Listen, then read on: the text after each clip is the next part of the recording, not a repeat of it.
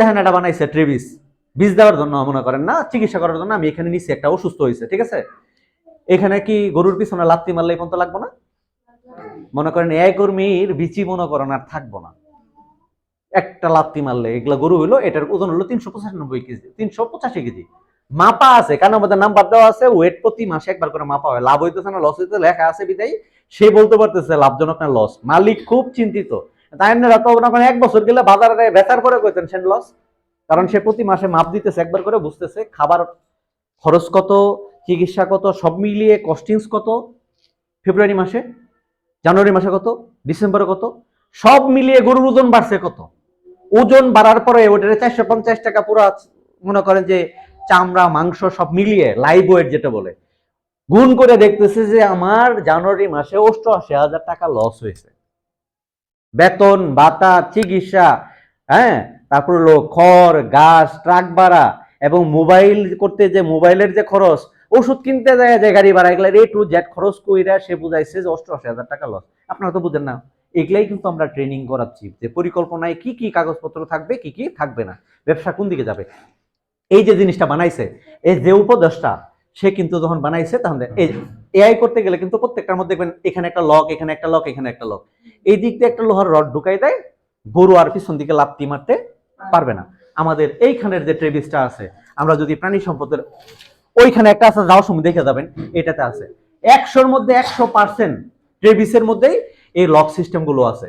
কিন্তু আমি যখন একটা বানাইতে গেছি আমার প্রাইভেট হসপিটালের জন্য, দীর্ঘ 2 সপ্তাহ আমি সময় নষ্ট করছি, নষ্ট করি নাই, ভাবছি খালি, কারণ নিজের টাকা দিয়ে বানাবো জিনিসটা, যদি ভুল হয়ে যায় নিজে দাঁড়ায়া থাইকা কোন দিকে কত ইঞ্চি হবে, এইদিকে 31 ইঞ্চি আর এইদিকে দিচ্ছে 29 ইঞ্চি, নিজে দাঁড়ায়া মিস্ত্রি দিয়ে মাপ দিয়েছি, কারণ মিস্ত্রি ভুল করে আরে বলবো সরি স্যার ভুল হয়ে গেছে, লস টাকার হবে, লস হবে আমার।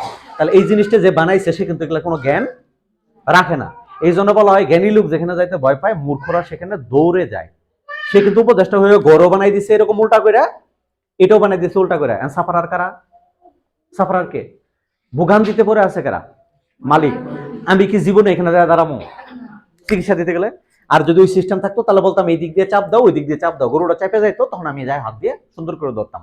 তাহলে সারা জীবন সে চিকিৎসা থেকে এই জিনিসগুলো থেকে বঞ্চিত হবে। এই একটা ভুল এক, বুঝতে পারছেন কিছু ভুল? আচ্ছা, এই যে ঘর বানাইছে এই দিক দিয়ে খাবার দিতেছে না, এই দিক দিয়ে খাবার দিতেছে আর এই দিক দিয়ে যাতায়াত করতেছে, উপরে কি আসমান দেখা যায় না? তাহলে এখন বৃষ্টির দিনে খাবার কেমনে দিব? খাবার বন্ধ রাখবো নাকি? তাহলে কি করব? ভিজে ভিজে দিব। খাবার কি করব? খাবারও ভিজে যাবো নাকি? মুসুলধারে বৃষ্টি হইতেছে বর্ষা, তার মধ্যে খাবার নিয়ে যাবেন, খাবার ভিজবে না? ভিজবে না? ভিজে ভিজে দিবে? দিবে না। বৃষ্টি যখন থামবো তখন দিব। ওই তখন হইলে কথা হলো 9টার ট্রেন কয়টায়? 9টার যে খাবার ওটা যে কয়টায় দিব ও জানে না, মালিক তো আর ওখানে বসে নাই, তাহলে কর্মচারী তখন খাবার দিব তখন যখন বৃষ্টি থামবো। এত ঠেকা পড়ে নাই বৃষ্টির মধ্যে ভিজে ভিজে খাবার দিব। তাহলে সিস্টেমটা হওয়ার উচিত ছিল এরকম, এই দিকে জায়গা ঠিকই থাকবে, ওপরে প্রোটেকশন থাকবে, দুইটা একসাথে হবে, ফেস টু ফেস সিস্টেম। তাহলে এইখানে যদি হইতো এই যে বৃষ্টির পানিতে শেওড়াটা পড়ে আমার এই বলতেছে স্যার পিছলে যাবেন, যদি বৃষ্টি না পড়তে পিছলে যাওয়ার কোনো সম্ভাবনা আছে? এখানে কি হাইটে হাইটে দিবে, দৌড়ায় এতগুলো গরুর খাবার, তার জীবন অনেকটাই হয়ে যাবে, তেজপাতা হয়ে যাবে। আর যদি সে এখানে একটা পুরা থাকতো, একটা ট্রলি সিস্টেম থাকতো, ট্রলির মধ্যে বস্তা নিয়ে এই পাশে 2 কেজি ওই পাশে 4 কেজি, কষ্ট কি 10 ভাগের 1 ভাগ হইতো না? পিছলে পড়ার সম্ভাবনা ছিল। বৃষ্টির দিন সকাল 9টার খাবার কি কয়টায়, এটা কি প্রশ্ন থাকতো? জাস্ট সকালের খাবার সকালে যে সময় মেনটেন করার কথা ছিল শিডিউল অনুযায়ী ওই সময়ই খাবার দিতে সে কি সক্ষম না সক্ষম হইতো না? কিন্তু এখানে পারবে? এই ভুল সংশোধন কেমনে করবে? এটাকে আমার মতো একজন ডাক্তার, আপনারা তো মূল্যায়নের আসল বিষয়। কনসালটেন্সি পৃথিবীর মধ্যে সবচেয়ে বড় হলো দামি জিনিস হলো কনসালটেন্সি।